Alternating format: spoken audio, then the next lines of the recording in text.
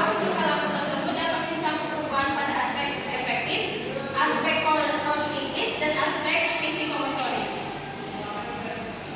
Ada pun macam-macam hasil belajar. Yang pertama informasi verbal, yang kedua keterampilan intelektual, yang ketiga strategi kognitif, yang keempat keterampilan motorik. Faktor-faktor yang mempengaruhi hasil belajar, yang pertama ada faktor internal, yang kedua ada faktor eksogen atau eksternal.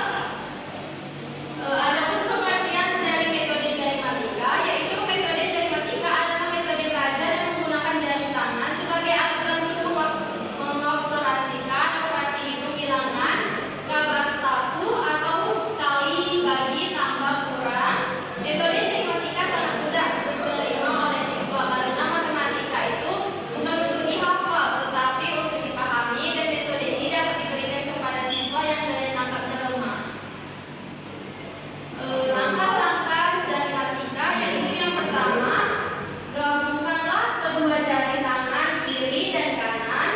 Terus tumpukanlah jari tangan kiri sesuai dengan jumlah angka yang ingin dikalikan atau menghitung dimulai dari ibu jari mewakili angka 6. Yang ketiga, tumpukan jari tangan kanan sesuai jumlah angka penggali atau menghitung dimulai dari ibu jari tangan kanan. Yang keempat, jumlahkanlah kedua jari tangan yang diketuk atau menunjukkan angka puluhan. Yang kelima, ada kalikan kedua jari tangan yang tidak diketuk atau menunjukkan angka satuan. Yang keenam, hasilnya adalah jumlahkan dari angka keempat dan kelima.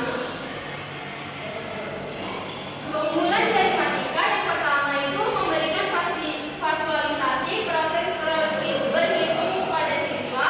Yang kedua itu gerakan tangan dapat menarik minat dan motivasi belajar siswa. Yang ketiga, tidak memerlukan hafalan yang menjenuhkan. Yang keempat, tidak menghilangkan konsep operasi matematis, tetapi proses berhitung dapat mengupayakan lebih mudah dan cepat. Yang kelima, ada mudah diterima dan dipahami siswa karena cukup menarik, praktis, sederhana, dan ekonomis. Yang keenam, ada gerakan jari-jari saat menghitung, juga dapat melatih aspek psikomotorik siswa. Yang ketujuh, dapat mengembangkan kinerja otak kanan dan otak kiri.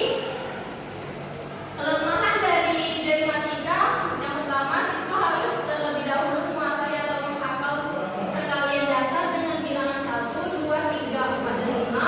Yang kedua, pada awalnya membutuhkan konsentrasi yang cukup tinggi dalam mempelajarinya. Yang ketiga, membutuhkan siswa untuk terus-menerus membiasakan diri menggunakan dalam berhitung perkalian. Terdapat rumus-rumus sehingga anak harus paham rumus tersebut.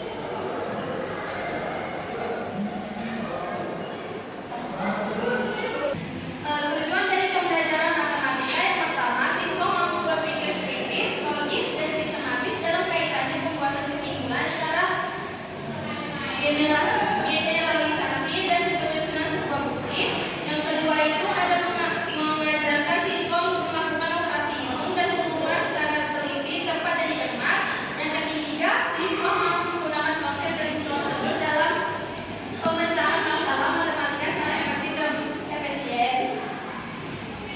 Adapun cara berpikir, kenapa berpikir merupakan model konseptual, bagaimana teori berhubungan dengan berbagai faktor yang telah diidentifikasi sebagai masalah yang penting. Berdasarkan pendapat di atas, maka rumus cara berpikir dalam penelitiannya adalah 3: penerapan matematika jarimatika. Penerapan metode jarimatika dapat memberikan pengaruh yang baik, maka hasil belajar siswa baik. Jika penerapan metode jarimatika dapat memberikan pengaruh yang cukup, maka hasil belajar siswa cukup. Hipotesa